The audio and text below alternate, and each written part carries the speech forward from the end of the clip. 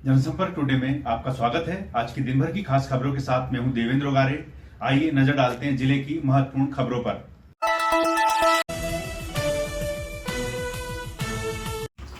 Collector Shri बालागुरु के कुशल मार्गदर्शन एवं जिले के अधिकारियों के गंभीर प्रयासों का नतीजा है कि सीएम हेल्पलाइन के प्रकरणों के निराकरण में सीहोर जिला प्रदेश में दूसरे स्थान पर आया है।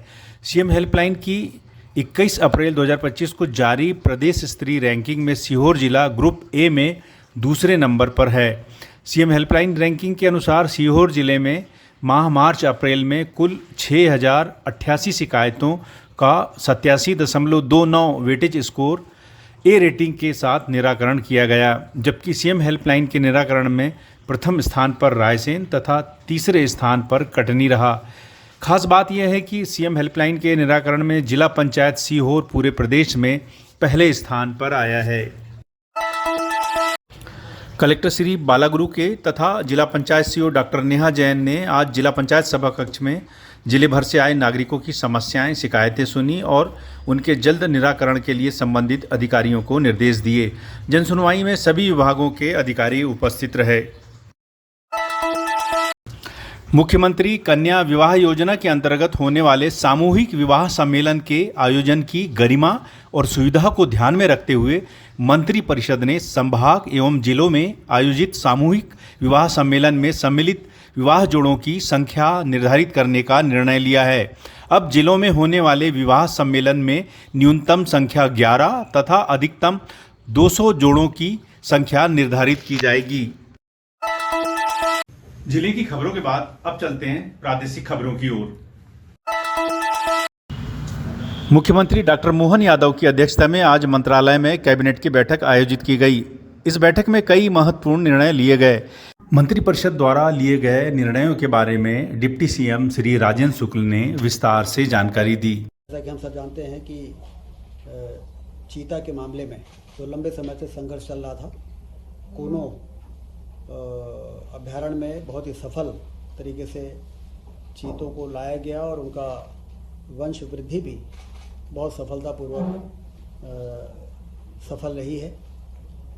और पिछले दिनों गांधी सागर अभ्यारण्य में 2 चीतों के पुनर्स्थापन का बहुत ही सफल प्रयोग हुआ है। इसकी जानकारी और चर्चा कैबिनेट में हुई है, जिसकी राष्ट्रीय एवं अंतर्राष्ट्रीय स्तर पर चीता रिलोकेशन में मध्य प्रदेश ने जो कार्य किया है उसकी प्रशंसा हो रही है। ग्वालियर में देश का पहला टेलीकॉम मैन्युफैक्चरिंग जोन बन सके, इसके लिए राज्य शासन ने अपनी सहमति भारत सरकार को भेज दी है और ऐसी उम्मीद है कि भारत सरकार की स्वीकृति के बाद 12,000 करोड़ के निवेश की संभावना तथा इससे 5,000 रोजगार के अवसर सृजित होंगे। गेहूं उपार्जन 50 लाख मीट्रिक टन हो चुका है। इसमें जो हमारा समर्थन मूल्य है 2425, उसके बाद जो 175 रुपये बोनस का जोड़ा गया, 2600 रुपये में किसानों ने बहुत बढ़ चढ़ के और बड़ी प्रसन्नता के साथ अपनी उपज को खरीदी केंद्रों में पहुंचाया है। और ऐसी उम्मीद है कि 5 मई तक जो टारगेट है 60 लाख मीट्रिक टन के उपार्जन का, वो हमारा पूरा हो जाएगा। किसानों के खातों में 10,562 करोड़ से अधिक की राशि भेजी जा चुकी है। ग्रीष्मकाल में पेयजल व्यवस्था की सतत समीक्षा की जाए, इसका निर्देश माननीय मुख्यमंत्री जी ने सभी प्रभारी मंत्रियों को दिया है कि अपने अपने प्रभार जिलों में दौरे के समय पेयजल की समीक्षा जरूर करें। और जल गंगा संरक्षण का जो अभियान चल रहा है 15 जून तक 16 जून तक, तो उसमें कहाँ क्या संभावनाएं हैं, कहाँ पर हम तालाबों का गहरीकरण कर सकते हैं, कहाँ हम स्टॉप डैम बना सकते हैं, जिससे पानी का संग्रहण हो और उससे हमारा नीचे का वाटर टेबल जो है वो इम्प्रूव हो सके। 27 अप्रैल को इंदौर में MP टेक कॉन्क्लेव इंदौर में आयोजित होने जा रही है, ब्रिलियंट कन्वेंशन सेंटर में, जिसमें 500 से अधिक टेक्नोलॉजी कंपनी की सहभागिता होगी। IT के सेक्टर में ग्लोबल इन्वेस्टर समिट के बाद IT सेक्टर में काम करने वाली जो कंपनीज़ हैं वो किस तरह से मध्य प्रदेश में अपना निवेश ज़्यादा से ज़्यादा बढ़ाएं, उस दृष्टि से यह जो कॉन्क्लेव होगा ये बहुत ही मील का पत्थर साबित होगा। कैबिनेट ने पोप फ्रांसिस के देहांत पर भी 22 से 24 अप्रैल तक 2 दिन का प्रदेश में राजकीय शोक रहेगा, इसका निर्णय लिया है। ट्रांसफ़र पॉलिसी अगली मंत्रिपरिषद में जो 1 मई से 31 मई तक प्रभावी रहेगी, लाने का भी निर्णय मुख्यमंत्री जी ने निर्देश दिए। टाइगर रिजर्व के बफर जोनों में आमतौर पर देखा जाता है कि टाइगर और मनुष्य के बीच में मुठभेड़ के कारण दुर्घटनाएं होती हैं। तो बफर जोन में कुछ विकास के ऐसे कार्य जिससे कि इसको रोका जा सके, 145 करोड़ की सीमा तक विभिन्न प्रकार के कार्य किए जाएंगे। मध्य प्रदेश के 9 टाइगर रिजर्व से लगे बफर क्षेत्रों में 4 वर्षों में टाइगर की संख्या 526 से बढ़कर 785 हो गई है। तो स्वाभाविक है कि अगल बगल के गांव में टाइगर और मनुष्य के मुठभेड़ और जो हमारे हर्बी बोरर्स हैं, गाय हैं, और इनमें भी हमला हो जाता है। संवेदनशील वन क्षेत्रों में चेन लिंक फेंसिंग की जाना आवश्यक है। इसके लिए एक नवीन योजना की नितांत आवश्यकता है।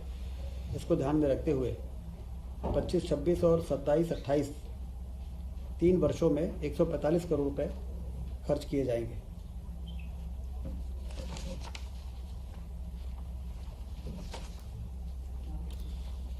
मुख्यमंत्री कन्या विवाह निकाह योजना, जो कि बहुत ही लोकप्रिय योजना है, जिसमें 49,000 रुपये डायरेक्ट बेनिफिट ट्रांसफ़र और 6,000 रुपये आयोजन में खर्च होते हैं। इसमें अभी 15 मई तक जो भी पंजीयन पूरे प्रदेश में हुए हैं सामूहिक विवाह के लिए, वो तो उसी प्रकार से यथावत आयोजन होंगे। और भविष्य में अब इसमें कुछ संशोधन करते हुए ये निर्णय लिया है कि कम से कम 11 और अधिकतम 200 जोड़ों का ही एक स्थान पर विवाह होगा, जिससे कि व्यवस्था ज़्यादा बेहतर हो सके और ज़्यादा ठीक प्रकार से जो वर और वधू के परिवार और परिजन इकट्ठे होके जैसा एक व्यवस्थित तरीके से उनके विवाह के आयोजन हो। संख्या बढ़ सकती है, किसी ज़िले में जितने विकास खंड हैं हर विकास खंडों में अलग अलग उसको डिस्ट्रीब्यूट करने का फैसला हुआ है। एक ही जगह 1000-2000 जो शादियाँ होती हैं उसमें एक मेला जैसा हो जाता है और लोग शादी का उतना आनंद नहीं ले पाते हैं। तो उस दृष्टि से मैक्सिमम 200 और न्यूनतम 11 जोड़े भी यदि हैं तो भी सामूहिक विवाह के लिए वो एलिजिबल हो जाएंगे और उनको जो राहत राशि, सहायता राशि 49,000 रुपये वो उनको प्राप्त हो सकेगी। कल फिर मिलते हैं दिन भर की खास खबरों के साथ। तब तक के लिए नमस्कार।